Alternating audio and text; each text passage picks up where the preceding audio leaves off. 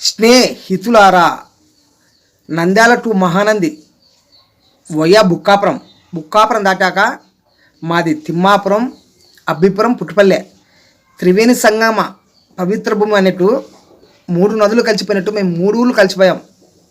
ఆ 3 ఊళ్ళలో శ్రామికులు అంటే పనిచేసే వాళ్ళు, బుక్కాపురం రైతులకు కూడా పనిచేస్తాం.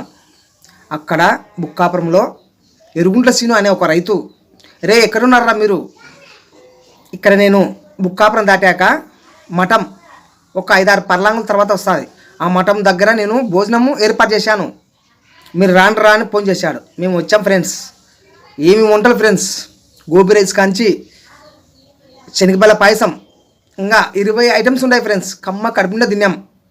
అటువంటి మనిషికి అన్నదాత సుఖీభవ, మీరు తిన్నా తినకుండా అన్నదాత సుఖీభవ అనండి friends. Okay, thank you, bye.